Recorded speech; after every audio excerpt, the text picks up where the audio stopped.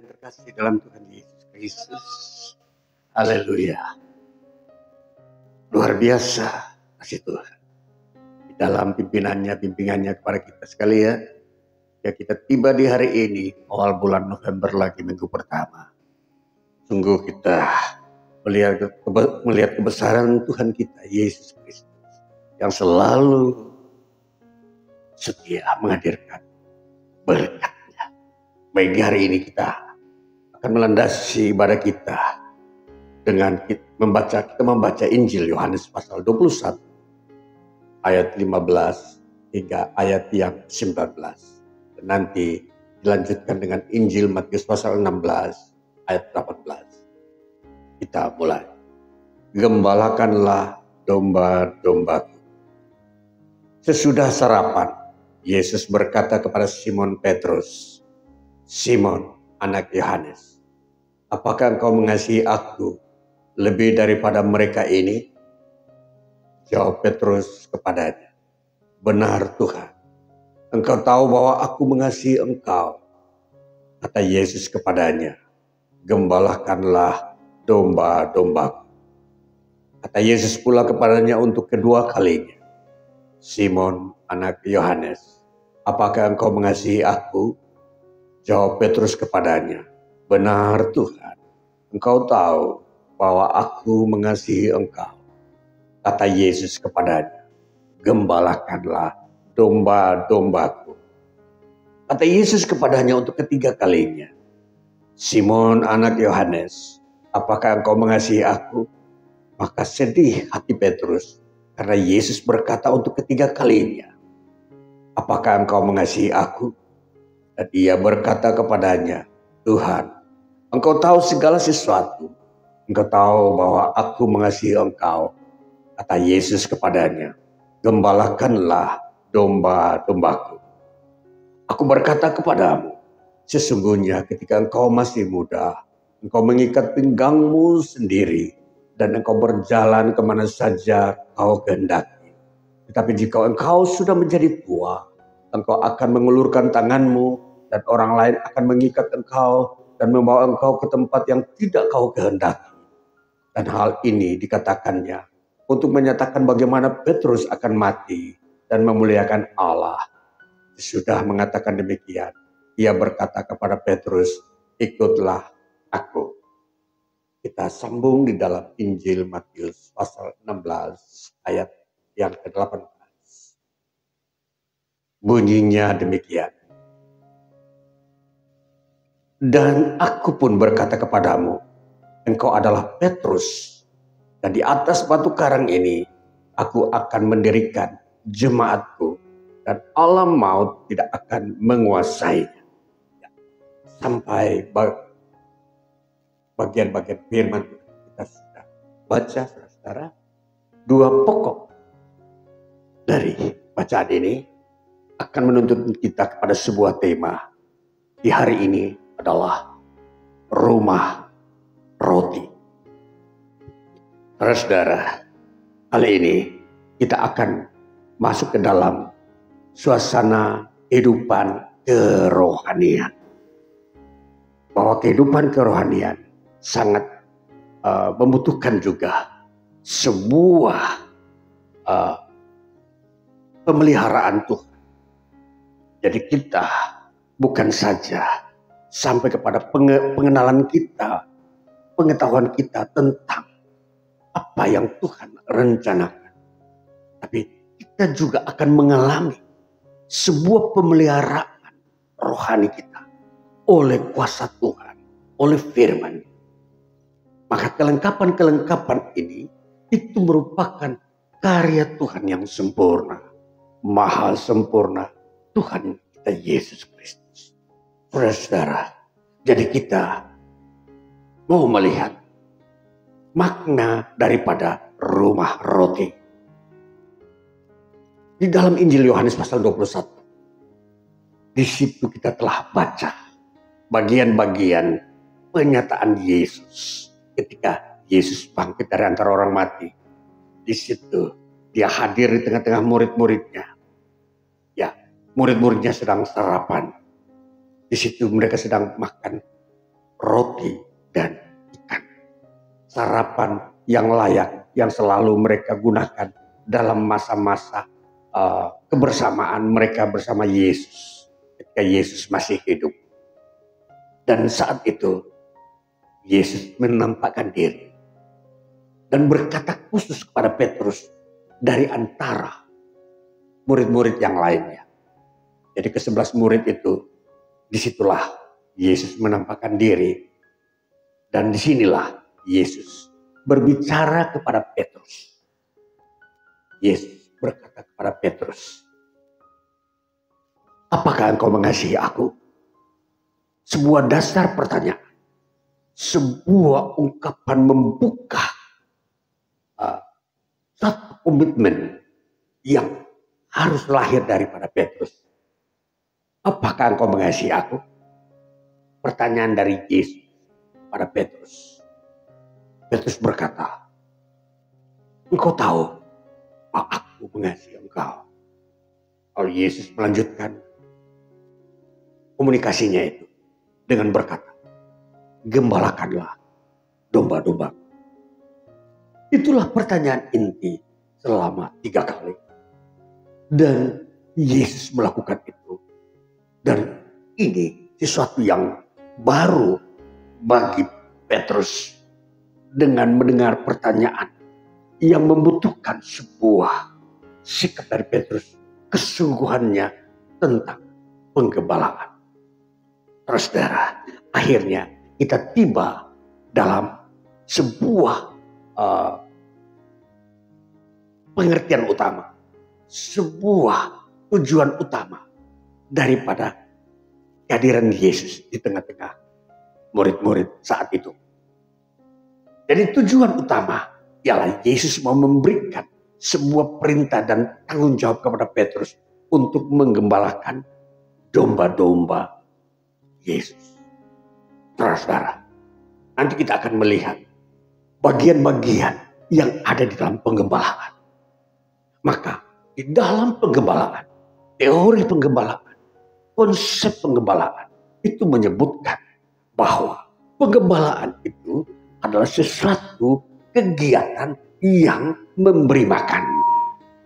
Maka kata penggembalaan ini berasal dari kata bosko. Bosko dalam teks Yunani itu mempunyai makna memberi makan. Maka disinilah saudara-saudara, kebutuhan hidup manusia adalah makan. Dan tentunya di sini saudara-saudara, nanti kompleksitas bahwa makanan-makanan yang akan ditampilkan sebagai sumber kehidupan di dunia ini, baik menyangkut makanan jasmani maupun makanan rohani. Nah, disinilah yang disebut penggembalaan. Saudara, maka apa yang Yesus bicarakan dengan Petrus sesudah kebangkitannya dari antara orang mati, berbicara tentang penggembalaan. Maka ini adalah sesuatu yang penting, saudara-saudara. Itu pentingnya bagi siapa? Pentingnya bagi jemaat. Pentingnya bagi orang-orang percaya. Penggembalaan. Jadi kepentingannya bukan untuk diri Petrus. Ya. Jadi kita mau melihat bagaimana subjek yang ditampilkan di sini adalah domba-domba. Domba-domba itu menjadi pokok pikiran utama yang ditampilkan oleh Yesus. Supaya itu digembalakan. Itu harus diberi makan. Nah, akhirnya saudara-saudara, tema kita Rumah Roti di sini akan menjadi fokus pikiran kita. Bagaimana rumah roti itu ada di muka bumi, di mana Yesus selalu hadir. Yesus menyediakan sumber-sumber hidup bagi umatnya. Kembali seterusnya dikatakan, gembalakanlah domba-domba. Perhatikan kata. Ketika Yesus berbicara pertama kali, hai Petrus, apakah engkau mengasihi aku? Yesus berkata, engkau tahu bahwa aku mengasihi engkau. Yesus berkata kepada Petrus, gembalakanlah domba-domba. Domba-domba yang pertama yang Yesus ucapkan di sini adalah arnion. Arnion itu artinya anak domba. Nanti pada kali yang ketiga dikatakan Yesus bukan memakai kata arnion lagi, tetapi gembalakanlah probata. Itu berarti apa? Domba-domba. Berarti jamak. Berarti anak-anak domba yang banyak. Jadi arnion artinya domba atau anak domba yang memang kelihatannya wujudnya hanya satu wujud atau satu bentuk atau tunggal. Gembalakan anak domba. Tetapi ketika kali yang ketiga Yesus bertanya kepadanya, kepada Petrus, Yesus tidak memakai arnion, tapi memakai probata. Artinya anak domba yang banyak. Domba-domba yang jumlahnya banyak. Maka ini saudara-saudara, sebuah komunikasi di mana penegasan bahwa menggembalakan banyak domba ini harus diberi makan. Maka rumah roti adalah tempat di mana domba-domba menerima makanan. Saudara-saudara, selanjutnya, bagaimana kegiatan memberi makan? Ini adalah sebuah perkara-perkara kerajaan Allah yang ada di bumi. Kerajaan Allah yang masih beroperasional, sedang membangun ruangan-ruangan yang akan kelak menjadi sempurna. Maka dikatakan bahwa domba-domba ini adalah umat Tuhan yang telah percaya pada Yesus Kristus. Mereka adalah orang-orang yang dipilih, orang-orang yang dipanggil, diselamatkan keluar dari dosa-dosa. Selanjutnya, kita melihat di dalam perbandingan Injil Yohanes pasal 6. Saya bacakan lagi ayat 1 sampai 13. Di sini bagaimana Yesus memberi makan 5.000 orang dengan 5 roti, 2 ikan. 2 ekor ikan. Injil Yohanes pasal 6 ayat 1 hingga ayat 13. Bunyinya demikian. Yesus memberi makan 5.000 orang. Sesudah itu Yesus berangkat ke seberang danau Galilea, yaitu danau Tiberias. Orang banyak berbondong-bondong mengikuti dia, karena mereka melihat mujizat-mujizat penyembuhan yang diadakannya terhadap orang-orang sakit. Dan Yesus naik ke atas gunung dan duduk di situ dengan murid-muridnya. Dan pasca hari raya orang Yahudi sudah dekat. Ketika Yesus memandang sekelilingnya dan melihat bahwa orang banyak berbondong-bondong datang kepadanya, berkatalah ia kepada Filipus, di manakah kita akan membeli roti supaya mereka ini dapat makan? Hal itu dikatakannya untuk mencobai dia, sebab ia sendiri tahu apa yang hendak dilakukan. Jawab Filipus kepadanya, roti seharga 200 dinar tidak akan cukup untuk mereka ini, sekalipun masing-masing mendapat sepotong kecil saja. Seorang dari muridnya yaitu Andreas, saudara Simon Petrus, berkata kepadanya, di sini ada seorang anak yang mempunyai 5 roti jelai dan 2 ikan. Tetapi apakah artinya itu untuk orang sebanyak ini? Kata Yesus, suruhlah orang-orang itu duduk. Adapun di tempat itu banyak rumput, maka duduklah orang-orang itu, kira-kira 5.000 laki-laki banyaknya. Lalu Yesus mengambil roti itu, mengucap syukur dan membagi-bagikannya kepada mereka yang duduk di situ. Demikian juga dibuatnya dengan ikan-ikan itu sebanyak yang mereka kehendaki. Dan setelah mereka kenyang, ia berkata kepada murid-muridnya, kumpulkanlah potongan-potongan yang lebih, supaya tidak ada yang terbuang. Maka mereka pun mengumpulkannya dan mengisi 12 bakul penuh dengan potongan-potongan dari kelima roti jelai yang lebih setelah orang makan. Ya, sampai demikian bagian firman Tuhan ini. Saudara-saudara, dalam pernyataan Injil Yohanes pasal 6 ayat 1 sampai 13 telah memperlihatkan bagaimana peran Yesus memberi makan. Yesus sebagai sumber mujizat yang memberi makan orang-orang yang mengikuti dia. sebanyak 5.000 orang laki-laki yang saat itu dihitung. Belum ditambah dengan wanita dan anak-anak. Jadi kurang lebih saudara-saudara, ya, penampilan hari-hari itu kurang lebih sampai 10.000 orang yang makan hari itu dengan 5 roti dan 2 ekor ikan. Itu adalah membuktikan bahwa Yesus sumber hidup. Yesus adalah rumah roti. Saudara, Injil mempunyai sifat adalah lalu memberi makan kepada manusia. Sifat daripada Injil. Injil hadir di dunia ini untuk menolong manusia. Untuk melepaskan manusia dari penderitaan dan penghukuman. Injil mempunyai sifat, ialah mengasihi manusia. Itulah sebabnya kasih dari Allah yang diwujudkan dalam Injilnya itu berupa komprehensif, berupa hal yang lengkap sempurna. Jadi kalau kita memperhatikan apa yang Yesus kerjakan, dia bukan saja mengampuni dosa, tapi dia memberi makan pada orang-orang yang mengikuti dia, mendengarkan pengajarannya, dan yang taat kepada Tuhan panggilannya, dia memberi makan. Maka ini saudara-saudara, dalam satu sisi yang kita dengar hari ini, bahwa kita sebagai umat Tuhan di bumi harus mengerti dan tahu bahwa Tuhan selalu menyempurnakan karyanya.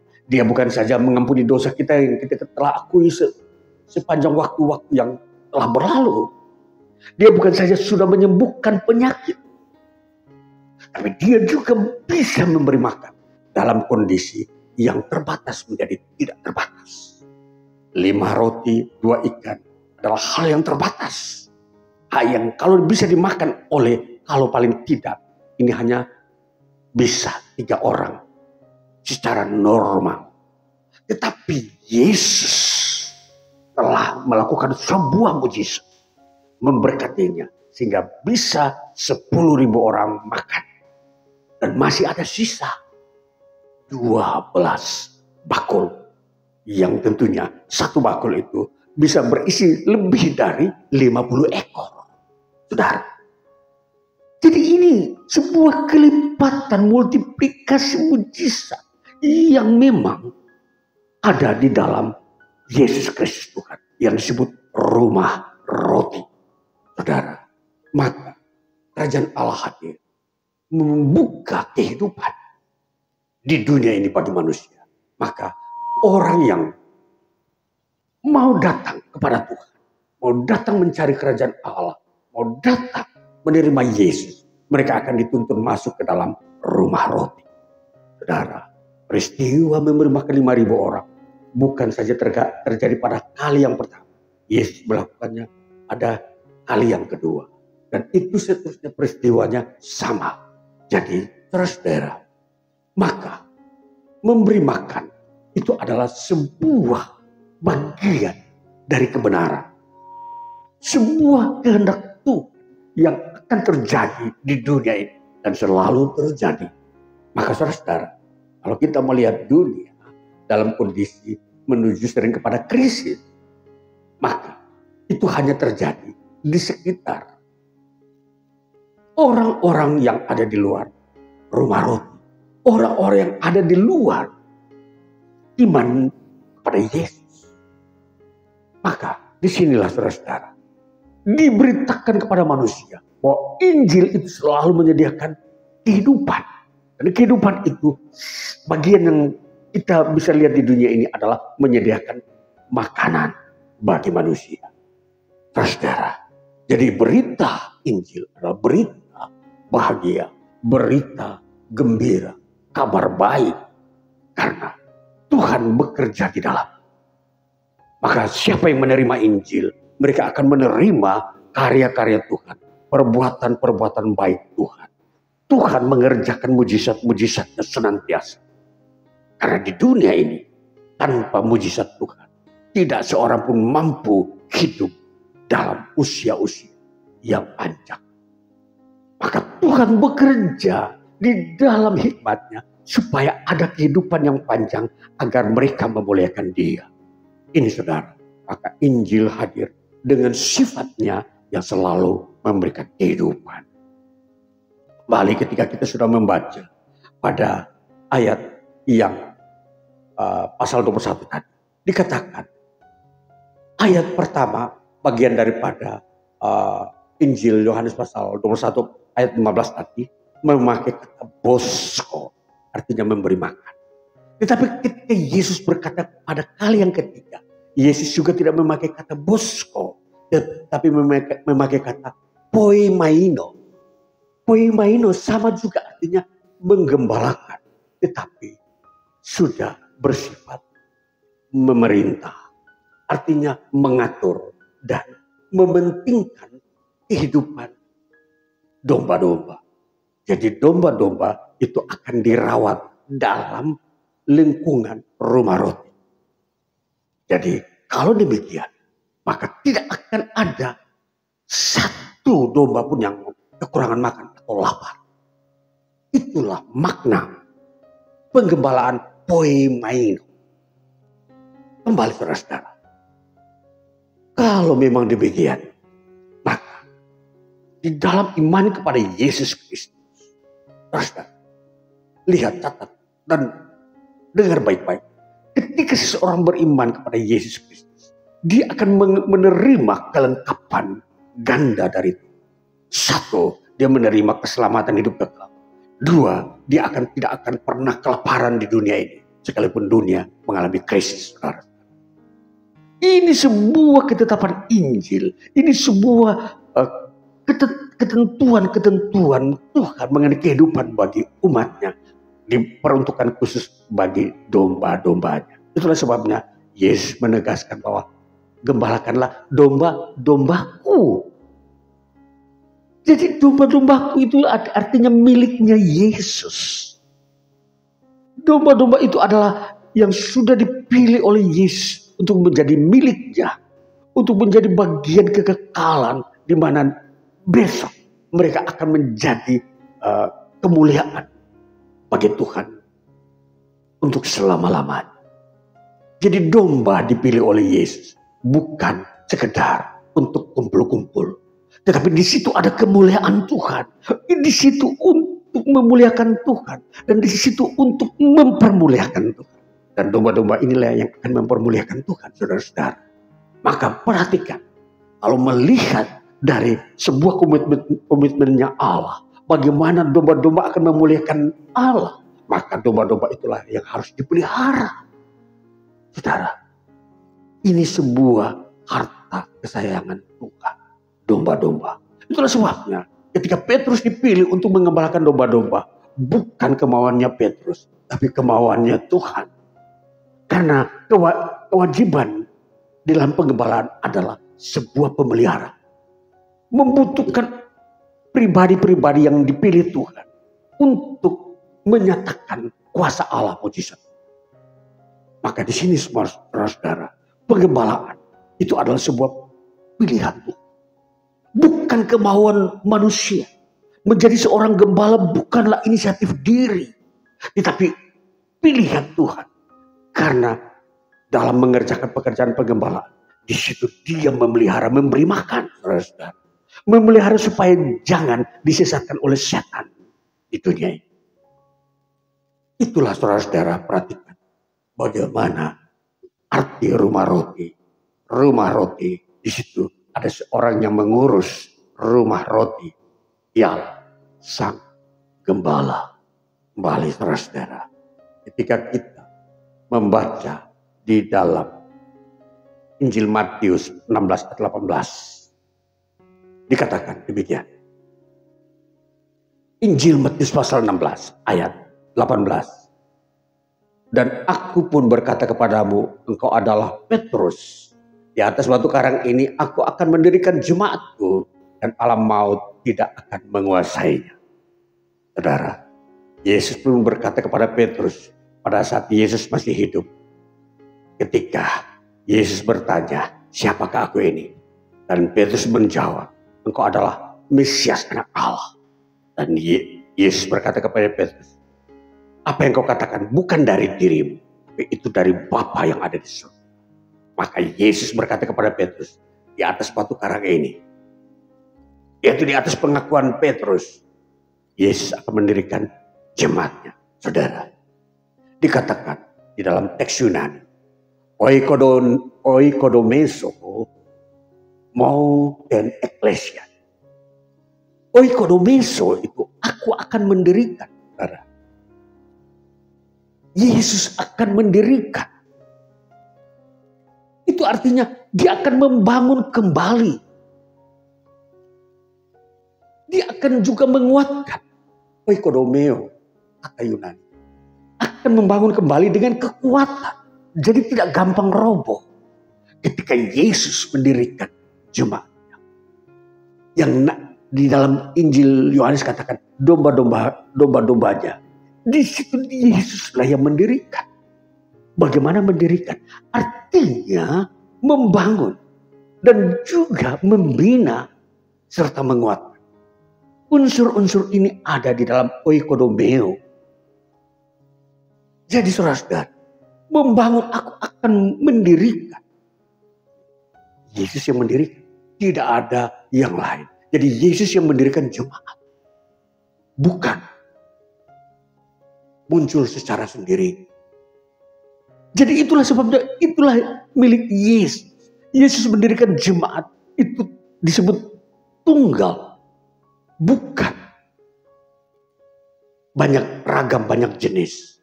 Jadi jemaat di mata Yesus hanya satu jenis. Jadi tidak ada jenis-jenis yang mirip-mirip jemaat. Tidak ada. Semua disebut jemaat, bukan. Yang dipilih oleh Yesus. Jadi Yesus mendirikan jemaat berdasarkan pilihannya. Bukan karena kita datang kepada dia. Bukan karena manusia yang bilang, aku mau jadi jemaat, bukan. Tidak, saudara. Kerajaan Allah tidak memilih semua orang di dunia ini untuk menjadi jemaat. Perhatikan saudara. Sifat daripada jemaat itu adalah pilihan. Maka kalau Yesus yang mendirikan, dia memilih. Ini akan menjadi jemaatku. Ini milikku. Ini kemuliaan. Itu saudara-saudara. Makanya dikatakan. Oikodomeso mountain ecclesia. Mari kita perhatikan. Mountain ecclesia. Mountain ecclesia ini artinya jemaat. Jadi tunggal. Kalau tadi Yesus berkata probata itu domba-domba, itu berarti banyak. Sedangkan ecclesia ini tunggal. Ini berbicara tentang apa? Tentang sebuah dewan yang tunggal. Walaupun terdiri daripada banyak-banyak orang. Tetapi dia memiliki satu pikiran. Satu perasaan. Satu tujuan. Nah, itu yang disebut tunggal, saudara-saudara. Jadi di dalam perkumpulan jemaat. Sekalipun beribu-ribu orang banyaknya. Tapi mereka mempunyai satu pikiran. Satu perasaan. Satu tujuan. Semua seragam, tidak ada yang berbeda. Apa itu satu tujuan? Mereka menyembah Yesus saja sebagai Tuhan. Itu. Mereka mempunyai cita-cita dalam keselamatan. Itu. Dan mereka menerima makanan-makanan surgawi yang disebut di dalamnya rumah roti. Mereka semua makan dari roti yang sama. Minum dari air yang sama. Yesus berkata, aku memberikan tubuhku dan darahku sebagai makanan dan minuman untukku. Maka saudara, inilah yang dilakukan oleh jemaatnya. Mereka selalu melakukan perjamuan Tuhan. Di situ, saudara-saudara. Maka kita perhatikan aktivitas-aktivitas jemaat di dunia ini. Mereka selalu berada di sekitar lingkungan Yesus Kristus. Tidak bisa berada di luar itu. Jadi pengudusan, penyucian yang Yesus kerjakan bagi jemaatnya ini. Mereka akhirnya menjadi orang yang mencintai Yesus. Maka sesuai dengan apa yang Yesus katakan. Hai Petrus, apa engkau mengasihi aku? Dan inilah yang menjadi bagian daripada jemaat. Mereka akan hidup dalam sebuah persekutuan yang mengasihi Yesus. Maka saudara-saudara, jadi kalau kita perhatikan apa yang dibukakan oleh Alkitab tentang jemaat. Domba-domba adalah sekumpulan orang-orang yang dipilih Tuhan untuk diselamatkan, untuk mengalami pengampunan dosa, dan untuk diberkati di dunia ini. Jadi saudara, jangan menggantikan apa yang Tuhan sudah beri dengan benda-benda yang bukan dari Tuhan. Tuhan sudah memberi kasih-Nya. Tuhan sudah memberi segala-galanya berkat, pengampunan dosa, dan itu sudah merupakan kekayaan. Jangan saudara menggantikan dengan bentuk yang lain yang datang dari ilah-ilah, dari roh-roh dunia, dari roh-roh kegelapan yang mau menyerupai itu dengan berbagai bentuk. Bisa saja dengan kekayaan-kekayaan duniawi yang tidak mempunyai arah kehidupan, yang hanya membuat manusia jauh dari Tuhan. Benar. Jadi jemaat ini, eklesia, satu sisi eklesia itu diterjemahkan sebagai sebuah dewan perkumpulan orang-orang yang memuji Tuhan. Tetapi sisi yang lain dikatakan eklesia itu dari dua suku kata, yaitu ek dan kaleo. Ek itu keluar, kaleo itu dipanggil. Maka eklesia adalah dipanggil keluar dari kegelapan. Apakah itu penyembahan berhala? Apakah itu dosa-dosa dunia? Itu dipanggil keluar dari situ dan masuk dalam sebuah persekutuan dewan orang-orang yang mengasihi Tuhan, yang mengasihi Yesus. Itulah jemaat. Maka lihatlah makna ini, bahwa rumah roti adalah tempat bukan saja orang makan roti, tapi mereka bukan saja dikasihi oleh Yesus, tapi mereka juga mengasihi Yesus di dalam. Maka saudara-saudara, untuk menemukan sebuah pertemuan, ruang yang dimana kita merasakan kasih Tuhan, engkau datang ke rumah roti. Datanglah kepada Yesus. Engkau merasakan kasih-Nya. Dan engkau wajib mengasihi Yesus pula. Saudara, inilah berita yang kita terima dari Tuhan hari ini. Bagaimana yang kita inginkan di dunia ini. Ialah kita tahu, harus kita melihat di depan kita ada sebuah rumah yang tempat di mana kita bertemu dengan Tuhan. Ya, rumah roti. Di situ Yesus memberi makan dan sekaligus menyembuhkan, bahkan mengampuni dosa. Disitulah tempat Yesus hadir. Yesus tidak hadir di tempat yang lain, yang dimana di situ tidak disediakan kehidupan. Yesus hanya hadir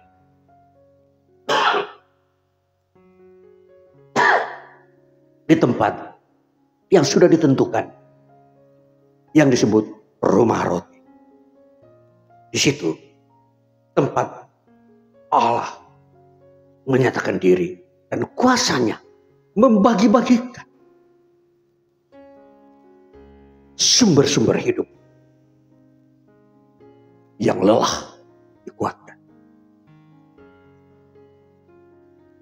yang merasa kekurangan disempurnakan. Dan orang-orang yang di dunia ini yang sedang ada di dalam kehilangan arah, yang sedang ada di dalam pencarian kehidupan, hendaklah arahkan hati, panggilan nama Yesus. Mungkin engkau kali ini bisa dipilih oleh Yesus untuk menjadi bagian jemaatnya, menjadi bagian orang-orang yang dipilih untuk diselamatkan dan diampuni. Karena manusia tidak akan bisa menemukan kehidupan di dunia ini hanya di dalam rumah roti, di mana Yesus telah menyediakan kehidupan bagi manusia di dalam rumah roti. Dalam bahasa Ibrani disebut Bethlehem. Lehem adalah roti, bait adalah rumah. Jadi Bethlehem adalah rumah roti, Itulah sebabnya Yesus dilahirkan di kota yang namanya Bethlehem.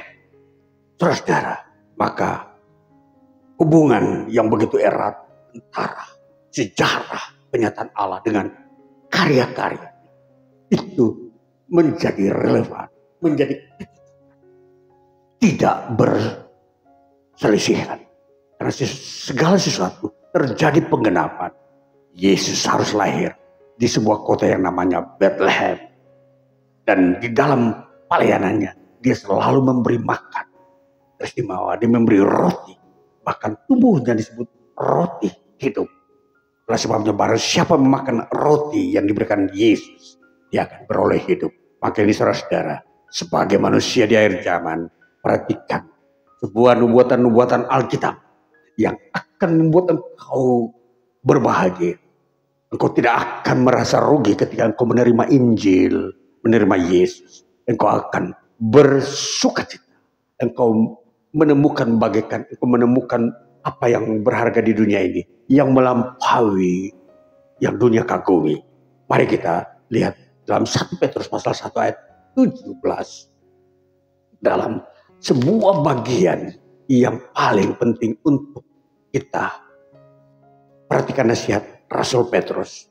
Ayat yang ke-17 pasal yang pertama, surat Petrus yang pertama. Dikatakan demikian. Dan jika kamu menyebutnya Bapa, yaitu Dia yang tanpa memandang muka, menghakimi semua orang menurut perbuatannya, maka hendaklah kamu hidup dalam ketakutan selama kamu menumpang di dunia ini. Itulah sebuah nasihat bahwa ketika menumpang di dunia ini, hiduplah dalam ketakutan akan Tuhan. Carilah akan Tuhan. Kalau engkau menjauh dari Tuhan, itu pertanda bahwa engkau memberi dirimu ada di dalam sebuah kesengsaraan. Maka takutlah akan Tuhan, dekatlah kepada Tuhan. Karena engkau akan menemukan apa yang kau cari di dunia ini. Engkau tidak mungkin akan mencari harta benda permata yang ada di dunia ini. Tapi yang kau cari adalah makan dan minum. Kalau engkau sudah mendapat makan dan minum, engkau berkata, itu sudah kau menemukan sesuatu bagi dirimu. Maka Yesus berkata, aku memberikan roti kehidupan sebagai makanan. Supaya disitulah engkau menemukan apa yang kau cari. Saudara yang terkasih, maka sampai di sini saudara-saudara, kita menemukan sebuah tempat yang membuat kita bahagia. Ialah rumah roti. Datanglah kepada Yesus. Yesus menyediakan makanan bagi saudara di dunia ini. Makanan yang sempurna. Biarlah kita semua hari-hari ini masuk ke dalam hari-hari hidup yang memang di dalamnya selalu ada kuasa Tuhan. Tuhan Yesus memberkati. Haleluya. Amin.